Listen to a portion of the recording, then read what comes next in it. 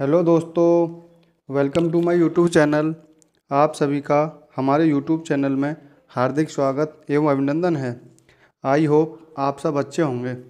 तो आज का जो हमारा टॉपिक रहने वाला है भारतीय संविधान और राज्य व्यवस्था का टॉपिक रहने वाला है, जिसमें हमने लास्ट वाले टॉपिक में लोकसभा को डिस्कस किया था। यानी लोकसभा से जितने भी महत्वपूर्ण क्वेश्चन बन सकते थे हमने डिस्कस किए थे। तो आज हमारा जो टॉपिक रहने वाला है राज्यसभा से रिलेटेड रहने वाला है टॉपिक। और जो चैप्टर चल रहा था, चैप्टर नंबर 6 था संघीय विधायिका या द यूनियन लेजिस्लेचर, यानी पार्लियामेंट जिसको बोलते हैं। तो आज का आप सभी को गुड इवनिंग, राधे राधे, राम राम। तो आज का जो हमारा मोटिवेशन कोड है, क्यों रुक जाते हो 4 दिन की मेहनत के बाद, क्यों रुक जाते हो 4 दिन की मेहनत के बाद और वक्त लगता है बीज को फसल बनने में। यानी 4 दिन की मेहनत में क्यों रुक जाते हो यदि वक्त लगता है बीज को फसल बनने में। यानी जब बीज को फसल बनने में वक्त लगता है तो जब जब फसल निखर के आती है तो जब उसकी सफलता पता चलती है। तो चलते हैं अपने टॉपिक पर। राज्यसभा में स्थानों में जो कितनी सीट हैं, कितने सदस्य हैं, किस राज्य में, संघ शासित क्षेत्र में, उनको डिस्कस करते हैं। तो आंध्र प्रदेश में 7 हैं, यानी आंध्र प्रदेश में जो सदस्य संख्या है वो है, आंध्र प्रदेश में 7 है। असम में है, यानी आंध्र प्रदेश में 11 है, आंध्र प्रदेश में 11 है। असम में 7 है, बिहार में है 16, गुजरात में है 11, हरियाणा में है सदस्य संख्या, हरियाणा में है 5 है, केरल में है 9, यानी केरल में सदस्य संख्या है 9 है। नेक्स्ट है मध्य प्रदेश, मध्य प्रदेश में है 11, तमिलनाडु में है 18, महाराष्ट्र में है 19, कर्नाटक में है 12, उड़ीसा में है 10, पंजाब में है, यानी पंजाब में कितनी है, 7 है, राजस्थान में 10 हैं जो लोकसभा की सदस्य संख्या है, पंजाब में है 10, यानी राजस्थान में 10 है, पंजाब में 7 है, यानी पंजाब में 7 और राजस्थान में 10 है। नेक्स्ट है हमारा उत्तर प्रदेश। उत्तर प्रदेश में सबसे ज़्यादा 31 राज्यसभा की सीटें हैं, यानी उत्तर प्रदेश में सबसे ज़्यादा राज्यसभा की 31 सीटें हैं। पश्चिम बंगाल में 16 हैं, जम्मू कश्मीर में 4 हैं, नागालैंड में 1 है, नागालैंड में जो है 1 है, और दिल्ली जो है, दिल्ली में वो है हमारी 3 है। दिल्ली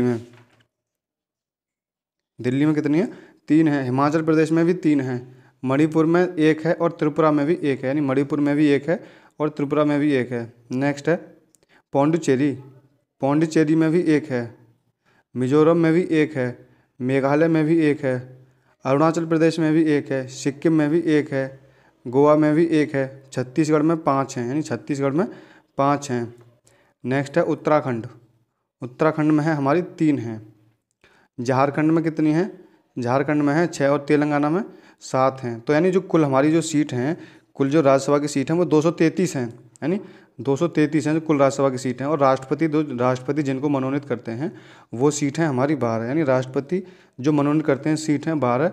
तो हमारी कुल सदस्य संख्या हो जाती है 233 + 12, तो हो जाती है 245 हो रही है। टोटल जो सदस्य संख्या है वो हो जाती है 245, 233 + 12, तो ये हो जाती है 245। नेक्स्ट है हमारा, अब हम नेक्स्ट डिस्कस करते हैं राज्यसभा की अधिकतम सदस्य संख्या कितनी हो सकती है। राज्यसभा की जो अधिकतम संख्या है वो 250 हो सकती है। राज्यसभा में वर्तमान सदस्य संख्या कितनी है, यानी वर्तमान में 245 है।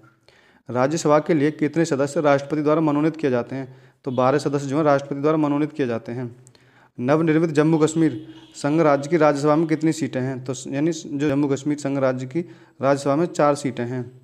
नेक्स्ट है राष्ट्रपति किन क्षेत्रों में विशेष ज्ञान या अनुभव रखने वाले 12 व्यक्तियों को राष्ट्रपति राज्यसभा के लिए मनोनीत करते हैं, तो वो हैं साहित्य, विज्ञान, कला और समाज सेवा के क्षेत्र में 12 व्यक्तियों को राज्यसभा के लिए मनोनीत कर सकते हैं। तो यानी वो हैं साहित्य, विज्ञान, कला और समाज सेवा के क्षेत्र में। राज्यसभा के लिए कितने सदस्य राज्यों तथा संघ राज्य क्षेत्रों की विधानसभाओं के निर्वाचित सदस्यों द्वारा चुने जाते हैं। यानी राज्यसभा में जो सदस्य चुने जाते हैं, यानी राज्यों और संघ शासित क्षेत्रों में विधानसभा के निर्वाचित सदस्यों द्वारा 233 सदस्य चुने जाते हैं। नेक्स्ट है हमारा, ऐसे कौन से संघ राज्य क्षेत्र हैं जिनके सदस्य संख्या राज्यसभा के सदस्यों के निर्वाचन में भाग लेते हैं, तो जम्मू कश्मीर, दिल्ली और पौंडीचेरी के जो सदस्य हैं राज्यसभा में भाग लेते हैं। यानी संघ राज्य क्षेत्र ऐसे हैं जिनके सदस्य राज्यसभा के सदस्यों के निर्वाचन में भाग लेते हैं, तो वह जम्मू कश्मीर, दिल्ली और पौंडीचेरी। दिल्ली एवं पौंडीचेरी की राज्यसभा में कितनी सीटें हैं, तो दिल्ली और पौंडीचेरी की सीट में ये क्रम से 3 और 1 सीट है, यानी दिल्ली में 3 है और पौंडीचेरी में 1 है। यानी राज्यसभा के लिए निर्धारित सीटों के क्रमानुसार शीर्ष 4 राज्य कौन कौन से हैं? तो उत्तर प्रदेश में सबसे ज़्यादा हैं, 31 सीट हैं। महाराष्ट्र में 19 हैं, तमिलनाडु में 18 हैं और बिहार व पश्चिम बंगाल में 16-16 सीट हैं। उत्तर प्रदेश में 31 हैं, महाराष्ट्र में 19, तमिलनाडु में 18 और बिहार और पश्चिम बंगाल में 16-16 सीटें हैं।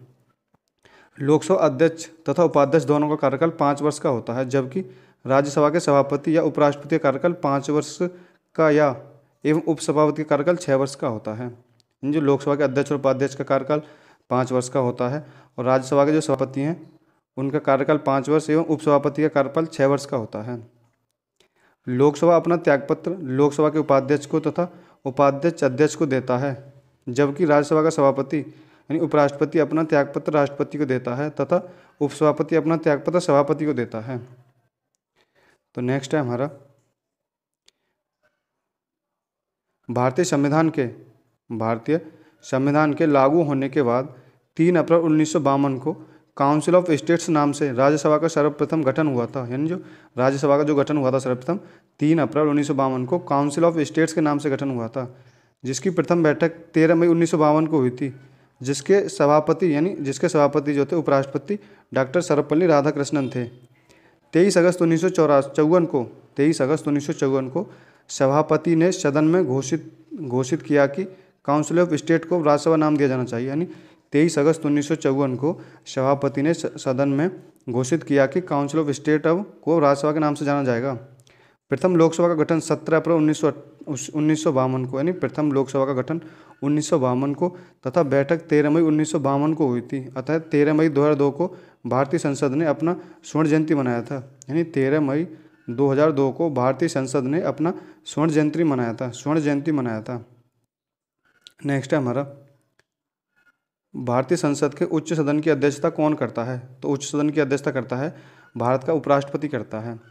राज्यसभा सदस्यों के चुनाव में कौन कौन भाग लेता है? यानी राज्यसभा के जो सदस्यों के चुनाव में भाग लेते हैं सभी राज्यों तथा संघराज्य क्षेत्र, जम्मू कश्मीर, दिल्ली एवं पौंडीचेरी की विधानसभाओं के निर्वाचित सदस्य भाग लेते हैं। यानी सभी राज्य तथा संघराज्य क्षेत्र हैं, जम्मू कश्मीर, दिल्ली और पौंडीचेरी के विधानसभा के जो निर्वाचित सदस्य हैं वो भाग लेते हैं। संसद के किस सदन के सदस्यों का चुनाव अप्रत्यक्ष रूप से खुले मतदान द्वारा किया जाता है? तो राज्यसभा के सदस्यों का जो चुनाव है अप्रत्यक्ष रूप से खुले मतदान द्वारा किया जाता है। राज्यसभा सदस्यों का चुनाव किस प्रणाली के आधार पर किया जाता है? किस प्रणाली के अनुसार किया जाता है? तो आनुपातिक प्रतिनिधित्व पद्धति की एकल संक्रमणीय मत प्रणाली के अनुसार राज्यसभा के जो सदस्यों का चुनाव जो किया जाता है आनुपातिक प्रतिनिधित्व पद्धति की एकल संक्रमणीय मत प्रणाली के अनुसार किया जाता है।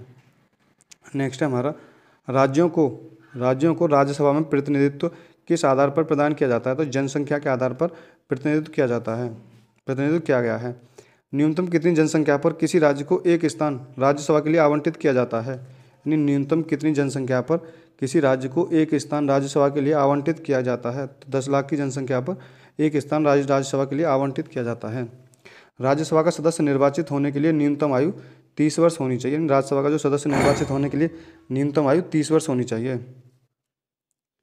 राज्यसभा को स्थायी सदन क्यों कहा जाता है? राज्यसभा को स्थायी सदन क्योंकि यह विघटित नहीं होती है। यानी राज्यसभा को स्थायी सदन इसलिए कहते हैं क्योंकि क्योंकि वह विघटित नहीं होती है।